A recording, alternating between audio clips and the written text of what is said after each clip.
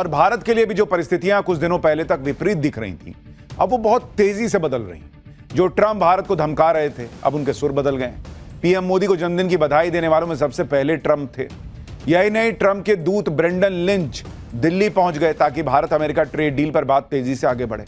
और अब तो भारत के मुख्य आर्थिक सलाहकार वी अनंत नागेश्वरन ने भी कह दिया है कि नवंबर तक इंतजार करिए, अमेरिका की तरफ से लगाया गया 25% अतिरिक्त टैरिफ भी खत्म होगा और जो मेन टैरिफ है वो भी घटेगा।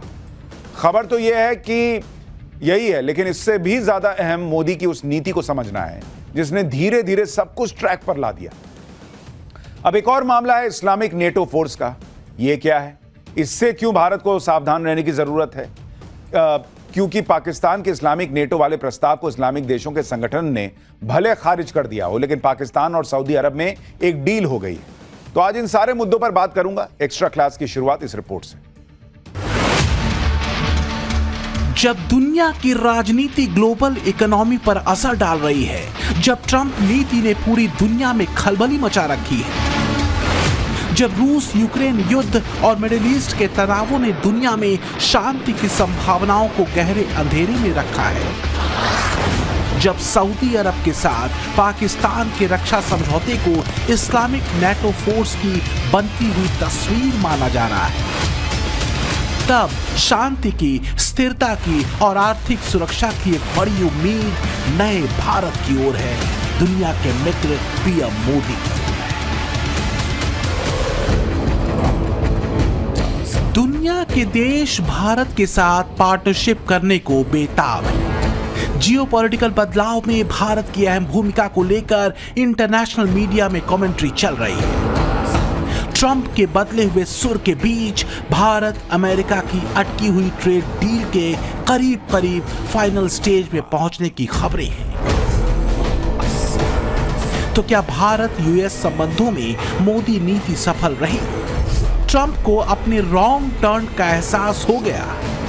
मोदी नीति ने कैसे जियोपॉलिटिक्स को पूरी तरह बदल दिया? ट्रंप बदल गए या जमीनी सच्चाई ने ट्रंप को बदलने को मजबूर कर दिया? क्या भारत अमेरिका के बीच का राहु काल कट गया?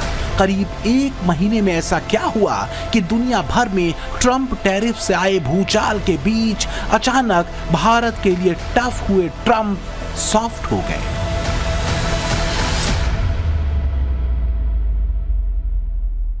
एक तरफ जब दुनिया भर की इकोनॉमीज में चिंताएं हैं,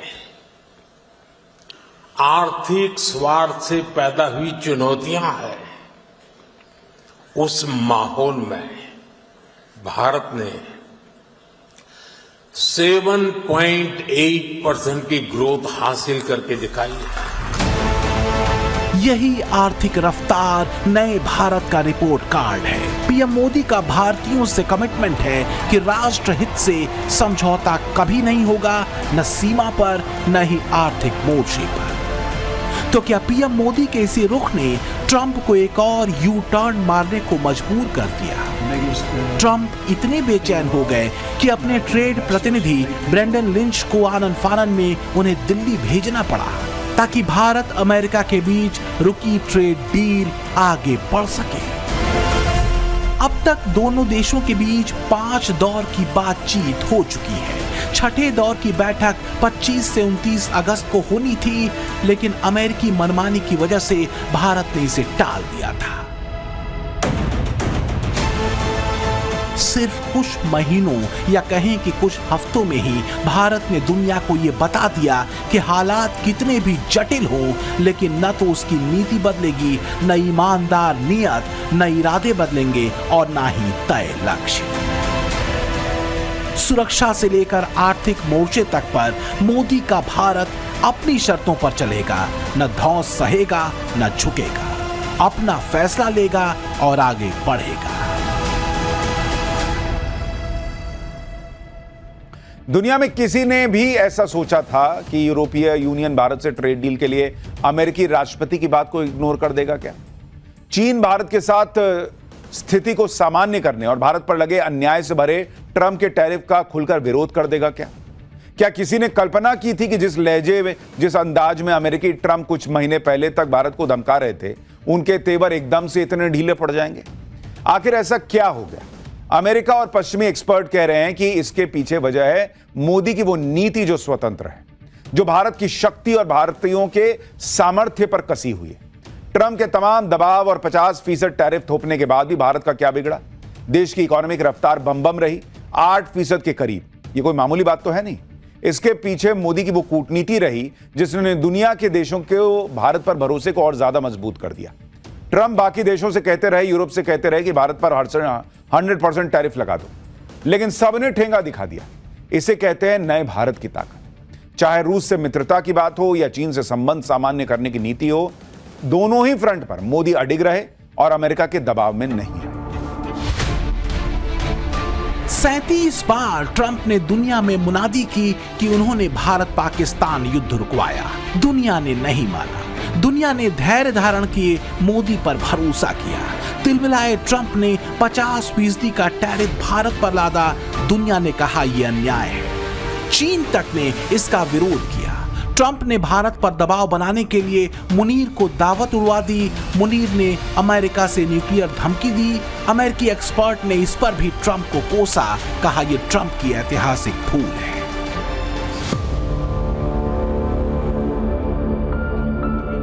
मतलब ये समझिए कि भारत को लेकर ट्रंप अपनी नीति और फैसलों पर देश के भीतर ही बुरी तरह घिरने शुरू हो चुके थे।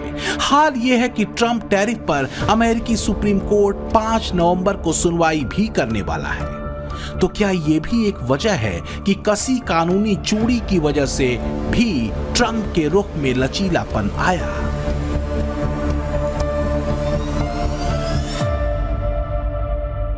जो भी हो, पर भारत सरकार के मुख्य आर्थिक सलाहकार वी अनंथा नागेश्वरन ने बड़ा दावा किया है कि ऊंचे टैरिफ की वजह से अमेरिका और भारत के बीच पैदा हुए विवाद का समाधान अगले 8 से 10 सप्ताह में निकल सकता है। अमेरिका भारतीय सामान पर लगने वाले अतिरिक्त पीनल टैरिफ नवंबर तक हटा सकता है। अमेरिका की तरफ से लगाया गया रेसिप्रोकल टैरिफ भी 25% से घटकर 10 से 15% के बीच आ सकता है। ट्रेड हो या टैरिफ, दोस्त हो या दुश्मन, भारत की नीति और नीयत दुनिया के सामने है। बीते 11 सालों में यही नीति मोदी डॉक्ट्रिन बन चुकी है। जो जिस भाषा में बात करेगा उसे उसी भाषा और तेवर में जवाब मिलेगा। मोदी डॉक्ट्रिन का बस एक सूत्र है, देश के स्वाभिमान से समझौता किसी कीमत पर नहीं होगा। मोदी के इसी नीट एंड क्लीन डॉक्ट्रिन की चर्चा इंटरनेशनल मीडिया में है।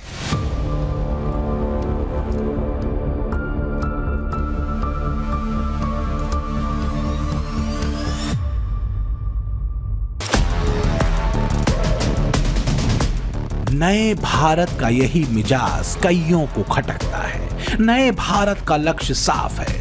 पहला, अगले कुछ वर्षों में दुनिया की तीसरी बड़ी अर्थव्यवस्था बनना, और दूसरा 2047 तक विकसित देशों की कतार में खड़ा होना।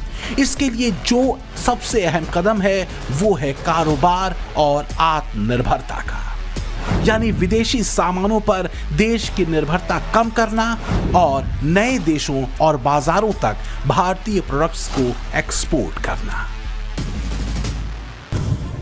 मौजूदा दौर में भारत का रुख बहुत कैलकुलेटिव है, क्योंकि बदलती जियोपॉलिटिक्स में सबसे बड़ी चुनौती अपने कारोबार को बढ़ाने, अर्थव्यवस्था की रफ्तार को मेंटेन रखने और कूटनीतिक रिश्तों को और बेहतर करने की है। लेकिन क्या ये इतना आसान है? बीते 10 वर्षों में भारत ने अपने एक्सपोर्ट को करीब 67% बढ़ाया है। मॉरिशस, यूएई, ऑस्ट्रेलिया, ब्रिटेन जैसे देशों से भारत ने फ्री ट्रेड एग्रीमेंट किया है, तो वहीं अमेरिका, यूरोपीय union, Oman, Chile, Peru, New Zealand और श्रीलंका जैसे देशों से ट्रेड पर बातचीत अच्छी दिशा में है। हमारे दोनों देश के बीच में कोई स्पर्धा नहीं है, हम एक दूसरे को सपोर्ट करते हैं। कुछ क्षेत्र हमने चुने हैं इस बार जिसमें हम विशेष ध्यान देंगे व्यापार बढ़ाने का। एक है टेक्सटाइल का क्षेत्र, टेक्सटाइल, होम डेकोर, जो पूरी चेन है। एक है मत्स्य का क्षेत्र, फिशरीज। एक leather and leather goods, food processing और फार्मास्यूटिकल्स। टेक्सटाइल्स, लेदर और फार्मास्यूटिकल्स जैसे क्षेत्र वो क्षेत्र हैं जिन पर 50% ट्रंप टैरिफ के बाद सबसे ज्यादा असर पड़ने की बात कही जा रही थी। एक्सपर्ट मानते हैं कि यूएई में इस क्षेत्र से जुड़े कारोबार को बढ़ाकर पीएम मोदी की नीति ट्रंप टैरिफ को काउंटर करने की है। तो क्या मोदी के इसी प्लान ने ट्रंप को बेचैन कर दिया? बीते कुछ ही हफ्तों में तेजी से बदलते घटनाक्रमों ने ये बात साफ कर दी कि मोदी नीति क्यों हर मोर्चे पर दमदार रही है।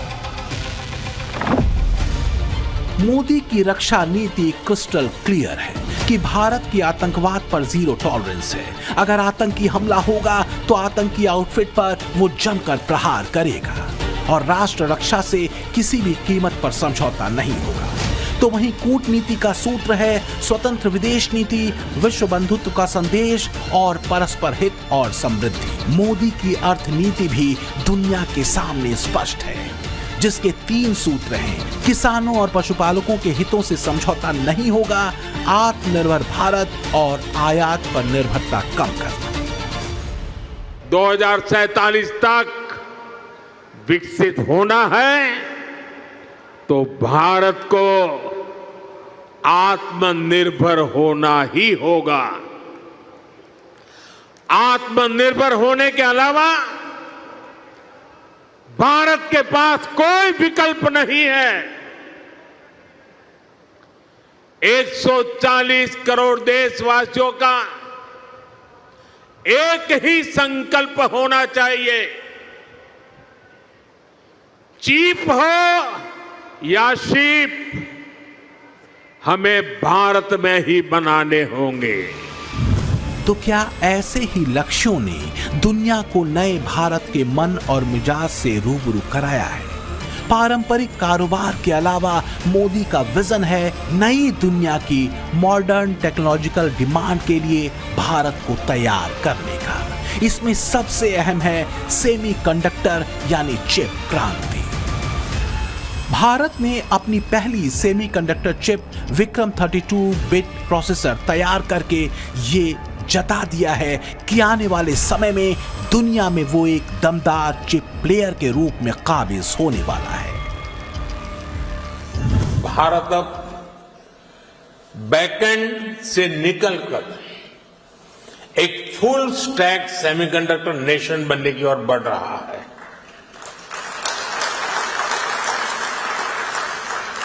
वो दिन दूर नहीं है जब भारत की सबसे छोटी चिप दुनिया के सबसे बड़े चेंज को ड्राइव करेगी। भारत का यही विजन मौजूदा चुनौतियों से पार नए भारत के लिए रास्ता तैयार करता है। भारतीय सेमीकंडक्टर बाजार का आकार 2024-25 में करीब 54.3 अरब अमेरिकी डॉलर के बीच अनुमानित है। अलग अलग स्रोतों के अनुसार यह आंकड़ा 2023 में 38 अरब डॉलर था और 2030 तक इसके 100 से 110 अरब डॉलर तक पहुंचने की उम्मीद है। चाहे कूटनीति हो, रक्षा नीति हो या अर्थनीति, मोदी का विजन क्लियर है।